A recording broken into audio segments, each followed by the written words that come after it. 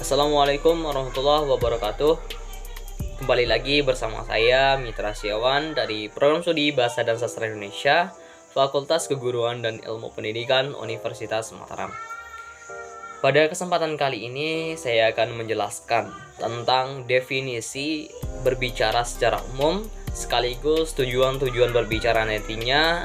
Saya sudah merangkumnya pada video kali ini yang berdurasi sekitar 5 menit sampai 7 menit ke depan.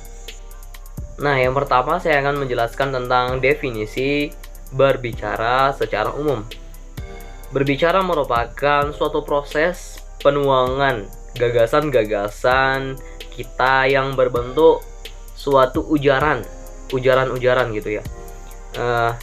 Kebanyakan orang sering berbicara tapi tidak tahu definisi dari berbicara itu sendiri. Nah, berbicara merupakan suatu kegiatan antara dua orang yang saling bertukar pendapat. Nah, yang kedua saya akan menjelaskan tentang tujuan-tujuan berbicara. Menurut buku yang saya dapat, ada 4 tujuan dari berbicara itu. Nah, yang pertama tujuan secara sosial, yang kedua tujuan secara ekspresif, yang ketiga tujuan secara ritual, yang keempat tujuan sal. Nah, saya akan menjelaskan apa sih yang dimaksud dengan keempat tujuan itu. Saya akan menjelaskan yang pertama yaitu secara sosial. Secara sosial, kegiatan berbicara ini merupakan sebagai sarana untuk membangun diri sekaligus mengekspresikan diri dalam berperan sebagai makhluk sosial. Berbicara juga dapat digunakan keberlangsungan hidup seperti mengungkapkan keinginan kepada orang lain. Yang kedua, secara ekspresif. Berbicara juga sebagai alat untuk menyampaikan perasaan-perasaan.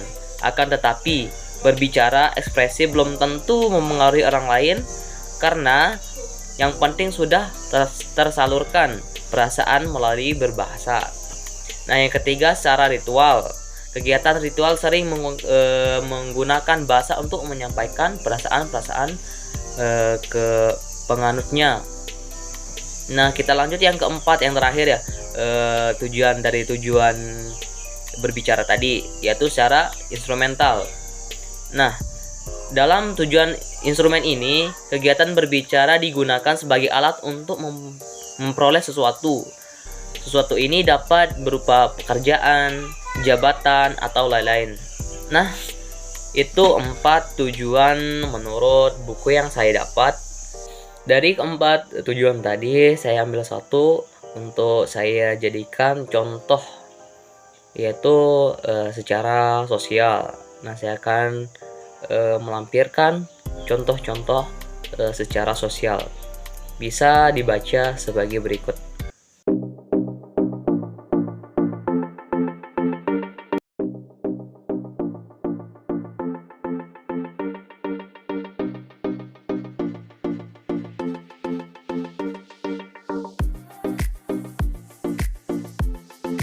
Sekian yang bisa saya jelaskan, kurang lebihnya saya mohon maaf dan terima kasih atas perhatiannya.